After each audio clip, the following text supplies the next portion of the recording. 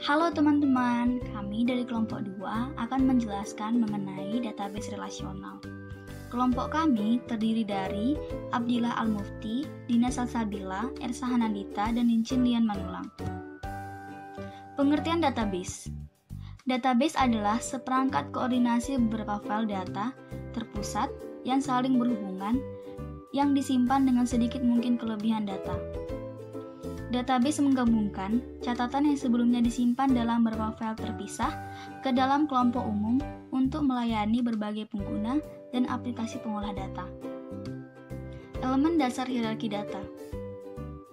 Ini adalah contoh elemen dasar hierarki data. Informasi mengenai atribut-atribut dari pelanggan, seperti nama dan alamat, disimpan dalam beberapa file. Semua file berisi data mengenai satu entitas, contohnya satu pelanggan, yang membentuk sebuah catatan. Seperangkat catatan terkait, seperti semua catatan pelanggan, membentuk sebuah file, contohnya file pelanggan. Seperangkat koordinasi beberapa file data terpusat yang saling berhubungan, yang disimpan dengan sedikit mungkin kelebihan data, merupakan sebuah database. Perbedaan sistem oriented file dan database. Ini adalah contoh perbedaan sistem oriented file dan database. Pada pendekatan database, data adalah sumber daya organisasi yang digunakan dan dikelola untuk keseluruhan organisasi, bukan hanya mengelola departemen. Sistem manajemen database atau DBMS adalah program yang mengelola dan mengendalikan data serta menghubungkan data dan program-program aplikasi yang menghubungkan data dan disimpan di dalam database. Database, DBMS, dan program-program aplikasi yang mengakses database melalui DBMS disebut sistem database. Administrator database atau DBA bertanggung jawab untuk mengelola, mengkoordinasikan, dan mengendalikan database. Menggunakan warehouse untuk business intelligence. Warehouse atau gudang data adalah database yang sangat besar, berisi data mendetail dan diringkas selama berapa tahun yang digunakan untuk analisis, bukan pemrosesan transaksi. Gudang data tidak akan menggantikan database transaksi.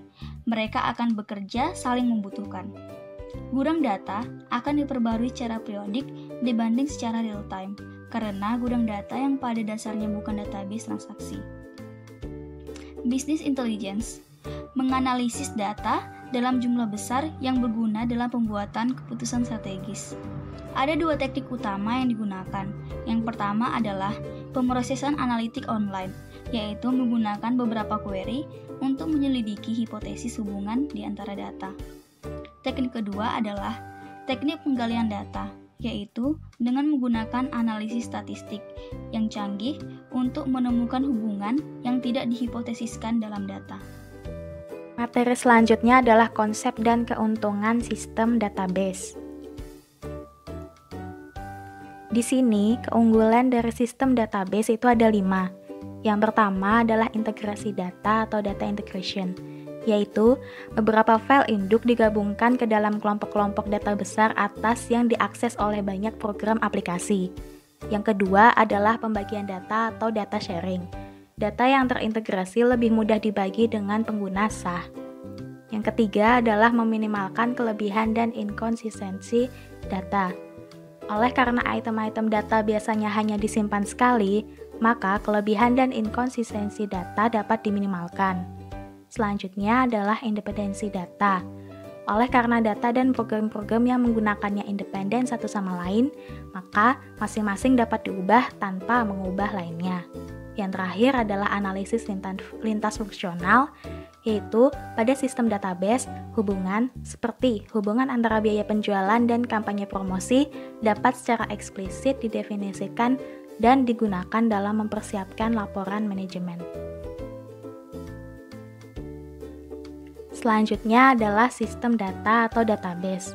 Sistem database memisahkan penyimpanan atas data dari penggunaan elemen data. Pendekatan database memberikan dua tampilan data terpisah, tampilan fisik dan tampilan logis. Tampilan logis adalah bagaimana seseorang secara konseptual mengelola dan memahami hubungan antar item data. Tampilan fisik mengacu pada bagaimana data secara fisik diatur dan disimpan dalam sistem komputer. Selanjutnya adalah skema. Skema adalah deskripsi elemen-elemen data dalam database, hubungan di antara mereka dan model logika yang digunakan untuk mengelola dan menjelaskan data. Di sini skema terdapat 3 level. Yang pertama adalah skema level konseptual. Tampilan organisasi yang luas akan menampilkan keseluruhan database. Yang kedua adalah skema level eksternal, adalah tampilan pengguna individu terhadap bagian-bagian dalam database, masing-masing mengacu pada subskema. Yang ketiga adalah skema level internal.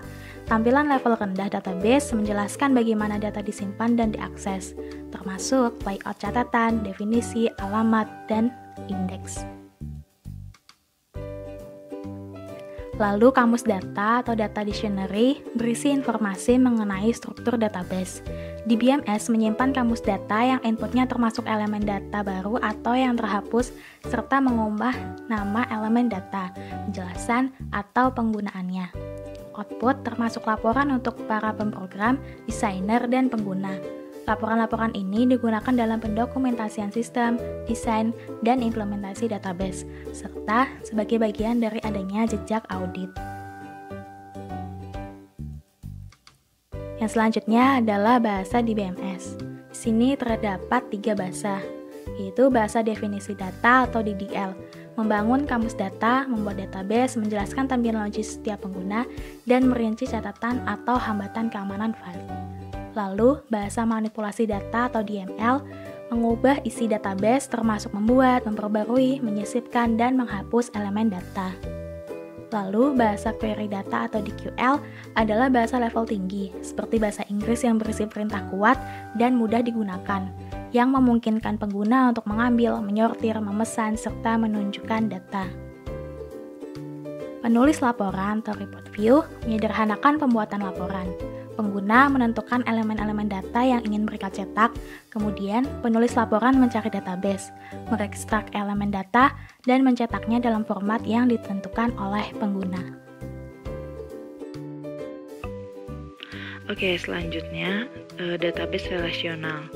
Sistem Manajemen Database atau DBMS adalah suatu program yang mengelola dan mengendalikan data serta menghubungkannya dengan program-program aplikasi. Sebagian besar DBMS merupakan database relasional.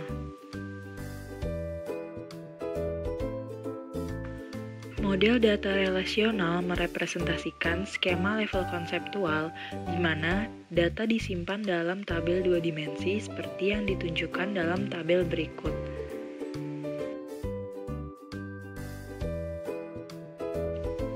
Dalam hal ini saya mengambil contoh tabel 4 strip 2 yaitu tabel persediaan untuk S dan S.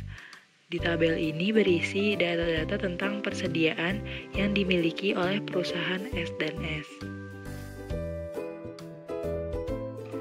Di dalam setiap tabel, data-data disimpan dalam setiap baris. Nah, setiap baris di dalam tabel disebut tuple atau couple yang berisi data mengenai komponen spesifik dalam tabel database.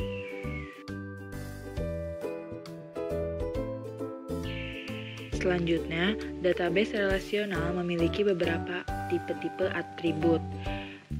Tipe-tipe atribut dalam database relasional terdiri dari yang pertama adalah kunci utama atau primary key, yang secara khusus mengidentifikasikan setiap baris tertentu dalam sebuah tabel. Yang kedua, yaitu kunci asing atau foreign key.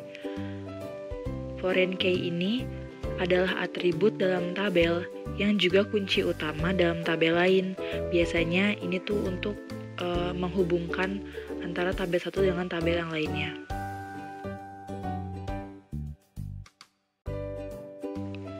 Nah, seperti contoh di tabel ini, yang merupakan kunci utama atau primary key adalah kolom item number yang saya beri tanda warna merah ini.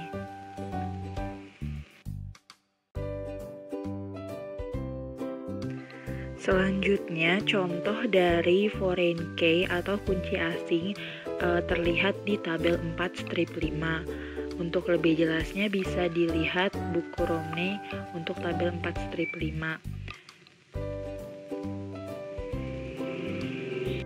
Terlihat pada tabel 4 strip 5 ini bahwa kolom customer pada tabel sales terhubung langsung dengan tabel customer name yang berisi data-data customer.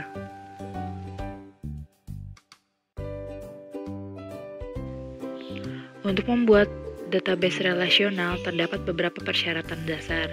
Yang pertama, setiap kolom dalam baris harus dinilai tunggal. Yang kedua, kunci utama tidak bisa nol, karena kunci utama yang tidak nol memastikan bahwa setiap baris dalam tabel merepresentasikan sesuatu dan dapat diidentifikasikan. Yang ketiga, kunci asing. Jika bukan nol, harus memiliki nilai yang sesuai dengan nilai kunci utama pada tabel lainnya. Kunci asing yang menghubungkan baris-baris dalam satu tabel dengan baris-baris pada tabel lainnya harus memiliki nilai kunci utama pada tabel lainnya. Yang keempat, semua atribut non-kunci dalam tabel harus menjelaskan karakteristik objek yang diidentifikasikan berdasarkan kunci utama.